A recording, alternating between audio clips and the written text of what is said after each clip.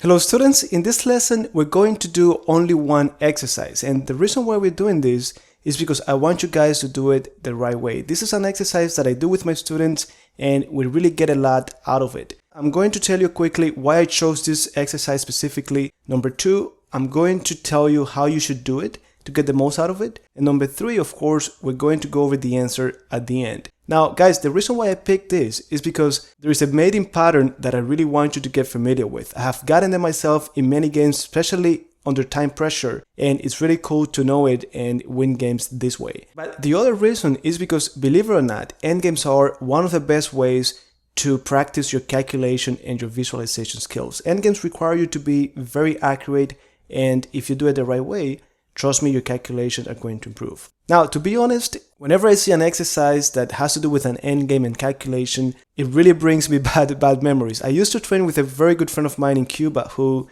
he enjoyed these endgames. And the endgames that we used to train with were not even endgames that happen in a game.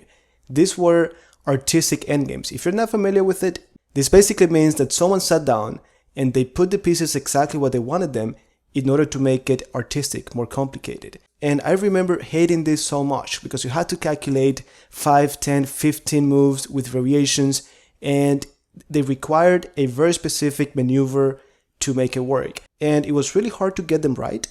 But I also have to admit that by doing this, my calculation, my visualization skills improved a lot, as well as my endurance. Now, how are we going to do this exercise? The way I do it with my students is the following. I show it to them and I have them work on it for 10 minutes. So if you have a chess set at home, a physical chess set, even better, just put it on the board and work on it for 10 minutes. You're welcome to work on it for an entire day if you want. Just leave it set up and work on it for as long as you need. Then after the 10 minutes, I give them one hint and I have them work on it for 5 more minutes, and hopefully they find it with a hint. If they don't, then I give them a second hint. And after 5 more minutes working on it, if they haven't found it, then we go over it. But at this point, guys, I make sure that they calculate it, even if they never found it. They're working on their calculation, their visualization skills. And that's exactly what I want you guys to try doing. So let's get to it. In this position, I'm not even going to do what I do with many of my advanced students, that I tell them, okay, it's the white pieces to move. What do you think? The white piece is going to win, black pieces win, draw.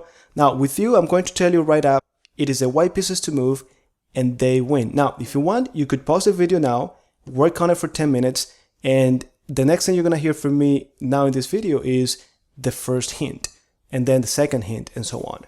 Okay guys, if you worked on it for 10 minutes and you calculated and so on, now it's time for your first hint. The first hint is that you have to calculate like 8 or 9 moves. So you already know you're looking for a variation of approximately 8 or 9 moves. So maybe it gives you a better sense of what you have to be doing.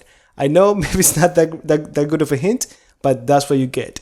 Now, if you want, work on it for 5 more minutes, and I'm going to tell you now the last hint.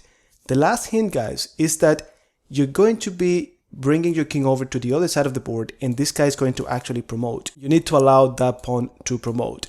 These pawns over here are not going to do anything because this king has them under control. This one is preventing this one from going forward. So you definitely need the king. So with this hint now, take a few more minutes and see if you can find it. Well, if you found it, congrats. Even with these hints, it is really good, guys, if you found the whole thing. If you haven't, then you should be happy as well because you get the benefit of actually calculating and forcing yourself.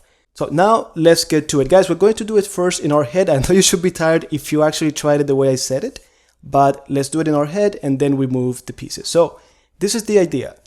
We're going to start by bringing the king closer. And by the time you do king f4, notice that this pawn should not move yet. My king is too close. This pawn shouldn't move.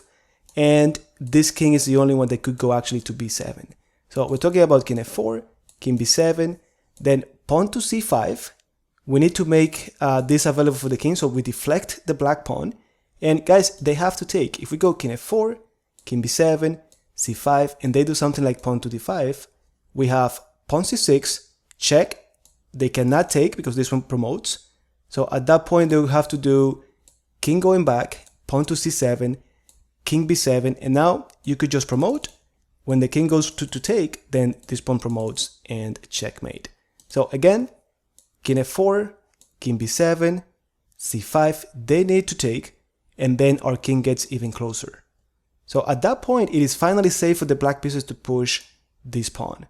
So I have king e5, then pawn to g3, king d6, pawn to g2, and then this is the mating idea that I wanted you to get from this exercise. You have pawn to a8, promote into a queen, king takes, and then king c7.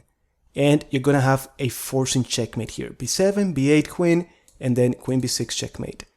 All right, so now let's do it on the board. I know this was really confusing with all of the arrows, but let's do it now on the board. So king f4, king b7, c5. If they don't take, then c6, they have to go back, c7, and now check, followed by checkmate.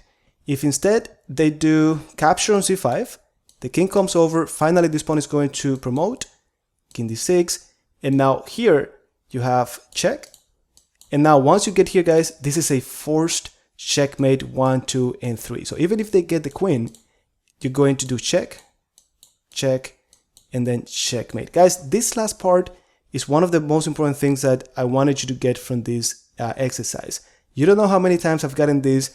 I recognize the pattern. Sometimes you're calculating a variation, you calculate 5, 6, 7 moves, but then you recognize this pattern, and the last 3, 4, 5 moves, you don't have to calculate them because you actually have seen this before. You don't know how many times I've been like, oh, I get to d6, then I give the pawn up, king c7, and I recognize this pattern of the forced checkmate. So again, I hope that you liked this lesson, and guys, feel free to show it to some other chess friends to see if they can find it. I learned this in Spanish. We call it el truco japonés, which translates into the Japanese trick. I don't really know if that's how they call it in English or not. I don't know if it has another name. It doesn't matter. What matters is that exercises like this can help you improve a lot. So I hope you liked it. Like always, we're going to talk in the comments, and I'll see you guys next time.